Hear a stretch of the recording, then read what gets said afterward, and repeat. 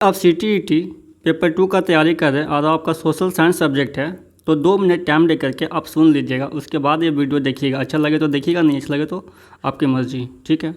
तो मैं ये बता रहा हूँ कि ये तो आपका हिस्ट्री से लिया गया है, जिसमें हिस्ट्री में आपका पहला चैप्टर आता है कब, कहाँ और कैसे, जिससे अभी तक 2011 से लेकर अभी तक में जितने भी सीटेट में प्रश्न पूछे गए हैं इस चैप्टर से, मैं सिर्फ इस चैप्टर की बात कर रहा हूँ, उस सारे प्रीवियस ईयर का क्वेश्चन इसमें बताया गया है, ठीक है। तो मैं इसमें ये पहल कर रहा हूँ कि चैप्टर बाय चैप्टर लेकर चलूँगा, जिससे आपका एक भी क्वेश्चन ना छूटे और आप सीटेट में अच्छे नंबरों से पास कर पाएँ। क्योंकि सीटेट में होता क्या है ना, सीटेट पेपर 2 में कि जिनका SST पे पकड़ नहीं होता तो वो सही नंबरों से या 1-2 नंबर से ही रह जाते हैं। तो इसीलिए मैं ये सीरीज लेके आया हूँ, तो आपको ये अच्छा लगे तो देखिएगा। तो चलिए स्टार्ट करते हैं। ये हिस्ट्री का चैप्टर 1 है, कब, कहाँ और कैसे, सीटेट पेपर 2 के लिए है, ठीक है। आप इसे ज़रूर देखिएगा। चलिए, जिसमें आपका पहला क्वेश्चन है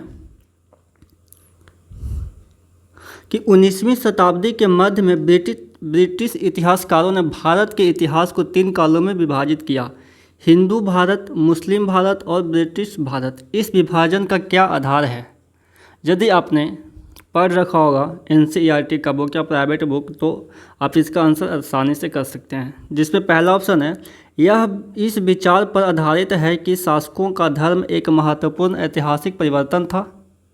दूसरा है, इंग्लैंड का इतिहास भी इसी रूप में लिखा गया है। देखिए, पहला ऑप्शन यहाँ से है, दूसरा ऑप्शन यहाँ से है, ठीक है। तीसरा ऑप्शन है, ब्रिटिश लोग समझते थे कि वे इतिहास के उस बिंदु पर सर्वाधिक ज्ञानवान थे और इसलिए उन्हें इस विभाजन का प्रयोग किया। यह याद करने में सुविधाजनक और सरल है। तो देखिए, 4 आंसर तो होगा नहीं, आप इसलिए इसे हटा सकते हैं। आपका जो है वो 1, 2, 3 में है।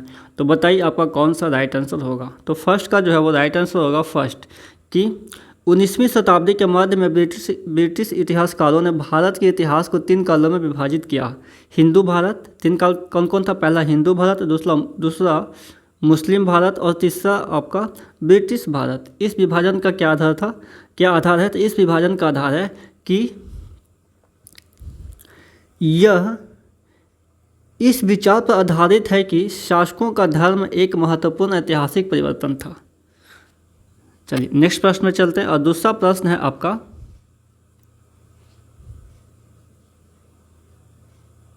निम्नलिखित में से कौन सा कथन प्राचीन हस्तलिपि के संदर्भ में से नहीं है? वे प्रायः ताड़पत्रों पर लिखी हुई थी। वे जिस काल को प्रदर्शित करती है उस काल का मुख्य स्रोत है। वे हस्तलिखित थी और उसके बाद मुद्रित की गई। कुछ हस्तलिपियाँ पत्थर या धातु पर उतारी गई थी। बताइए, सेकंड का आंसर करें। यह प्रीवियस ईयर का क्वेश्चन है SST का, जो काफ़ी महत्वपूर्ण है। आप इसे सॉल्व करेंगे, प्रैक्टिस करेंगे तो आप एग्जाम हॉल में कम समय में प्रश्नों का हल कर सकते हैं और आपको एक अलग तरह का समझ विकसित होगा। इसलिए इसे करना बहुत ज़रूरी है। यदि आपने नहीं किया तो कर लीजिए, और कर लिया है आपने ये तो ठीक है, आप आगे का वीडियो का इंतज़ार कीजिए। तो बताइए दूसरा का राइट आंसर कौन होगा? तो इसका जो राइट आंसर होगा कि निम्नलिखित में से कौन सा कथन प्राचीन हस्तलिपि के संदर्भ में सही नहीं है, ठीक है। तो इसका जो राइट आंसर है वो होगा आपका 2, दूसरा वाला, कि वे जिस काल को प्रदर्शित करती है उस काल का मुख्य स्रोत है, ठीक है। चलिए नेक्स्ट प्रश्न पर चलते हैं। नेक्स्ट प्रश्न है आपका 3rd नंबर, और तीसरा नंबर प्रश्न यहाँ पे कह रहा है,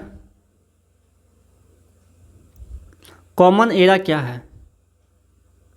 कॉमन एरा क्या है ये आपको बताना है। कॉमन एरा के बारे में आप जानते हैं तो आसानी से इसका आंसर कर सकते हैं कि आदेश जारी करने के लिए सरकार द्वारा स्वीकृत भारतीय एरा, हिंदू एरा और इस्लामिक एरा के सम्मिश्रण से विकसित एक नया एरा, ऐतिहासिक घटनाओं का अध्ययन करने का नया एरा, क्रिश्चियन एरा जो अब दुनिया के अधिकांश हिस्सों में स्वीकृत है। बताइए कॉमन एरा क्या है? आपके सामने 4 ऑप्शन दिया हुआ है, चारों में से कौन सा ये आंसर होगा?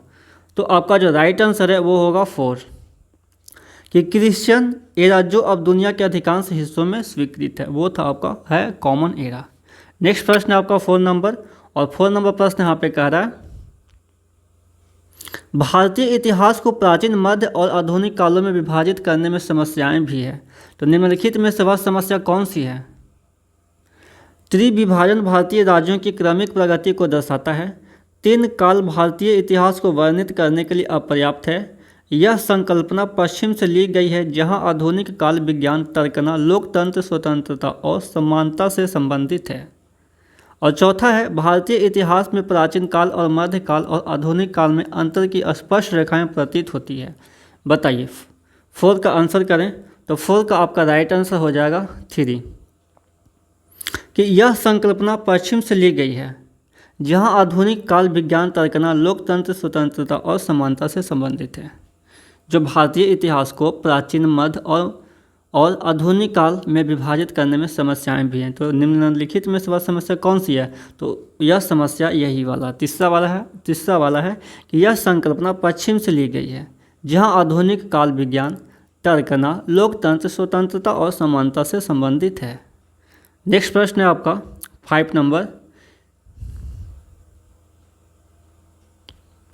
प्रश्न यहाँ पे कह रहा है कि ऐतिहासिक स्थल वह है जहां अतीत के स्मृति, शेष या अवशेष मिलते हैं, उत्खनन के क्रियाकलाप होते हैं, इतिहास प्रिय लोग जुटते हैं, इतिहासकार इतिहास लिखते हैं। इतिहास प्रिय लोग जुटते हैं या इतिहासकार इतिहास लिखते हैं। बताइए 5 का आंसर करें। 5 का राइट आंसर क्या होगा? तो 5 का आपका राइट आंसर हो जाएगा फर्स्ट। ऐतिहासिक स्थल वह है जहां अतीत के स्मृति, शेष या अवशेष मिलते हैं।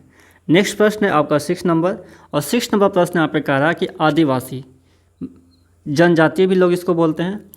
तो आदिवासी लोग अपना पिछला लिखित रिकॉर्ड नहीं रखते हैं। वर्तमान के इतिहासकार आदिवासी इतिहासकार कैसे लिखते हैं? यानी पहले का जो आदिवासी जनजातीय लोग थे वे अपना पिछला रिकॉर्ड नहीं रखते हैं, लेकिन वर्तमान के जो इतिहासकार हैं वे इतिहासकार आदिवासी हैं। तो इतिहास कैसे लिखते हैं?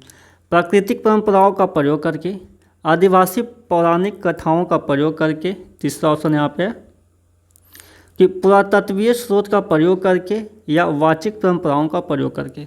बताइए 6 का आंसर करें। तो 6 का आपका राइट आंसर हो जाएगा 4,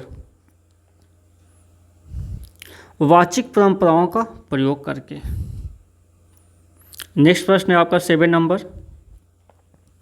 7 नंबर प्रश्न यहाँ पे कह रहा है कि सन 2012 को निम्नलिखित में से किस प्रकार से लिखा जा सकता है?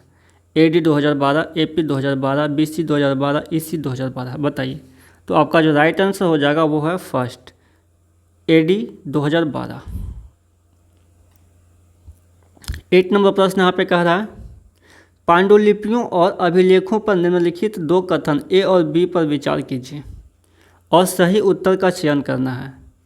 ए ऑप्शन में कह रहा है यहाँ पे, और यहाँ पे बी है कि पांडुलिपियाँ प्रायः ताड़पत्रों अथवा भोज नामक वृक्ष की छाल से विशेष तरीकों से तैयार भोजपत्र पर लिखी जाती थी। बी ऑप्शन है अभिलेख पत्थर तथा धातु जैसी अपेक्षाकृत कठोर सतहों पर उत्कीर्ण किए जाते थे। तो बताइए ए और बी दोनों सही है, ए गलत है और बी सही है, ए और बी दोनों गलत है, ए सही है और बी गलत है। बताइए 8 का आंसर करें। तो 8 का जो राइट आंसर हो जाएगा वो है आपका फर्स्ट, कि ए और बी दोनों सही है। ए ऑप्शन और बी ऑप्शन दोनों सही है। इसी तरह के प्रश्न आते हैं, तो थोड़ा मेहनत करना पड़ेगा आपको SST में, तभी आप नंबर अच्छे ला सकते हैं। 9 नंबर प्रश्न यहाँ पे कह रहा है कि अभिलेखागार वह स्थान है जहाँ ऐतिहासिक पांडुलिपियों तथा दस्तावेजों को रखा जाता है, खुदाई में पाई गई पशुओं और पक्षियों की हड्डियों को रखा जाता है, पुरातत्वज्ञों द्वारा प्राप्त किए गए पत्थर और ईंटों की बनी इमारतों को अवशेषों को रखा जाता है, खुदाई में पाई गई मूर्तियों को रखा जाता है। बताइए अभिलेखागार वह स्थान है जहाँ, तो इसका राइट आंसर हो जाएगा आपका फर्स्ट, कि ऐतिहासिक पांडुलिपियों तथा दस्तावेजों को रखा जाता है, उसे क्या बोलते हैं? अभिलेखागार। नेक्स्ट प्रश्न है आपका 10 नंबर, और 10 नंबर प्रश्न यहाँ पर कह रहा है कि आप ऐतिहासिक कल्पना पर प्रश्न क्यों पूछेंगे? निम्नलिखित में से सबसे उचित विकल्प को चुनना है।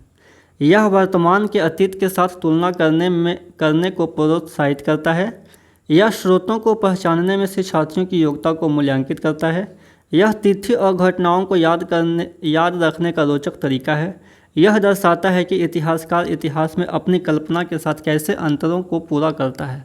बताइए 10 का आंसर करें। तो 10 का आपका राइट आंसर हो जाएगा फर्स्ट, कि यह वर्तमान के अतीत के साथ तुलना करने को प्रोत्साहित करता है।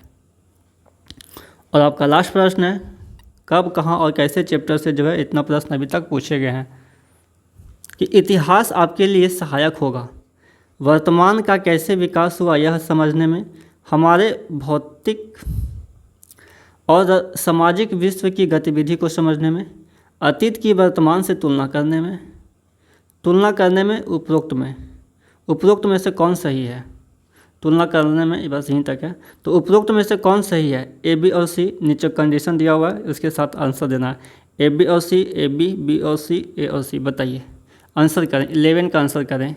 11 का आपका राइट आंसर हो जाएगा फर्स्ट, ए बी और सी मीन्स वर्तमान का कैसे विकास हुआ यह समझने में, हमारे भौतिक और सामाजिक विश्व की गतिविधि को समझने में, अतीत की वर्तमान से तुलना करने में।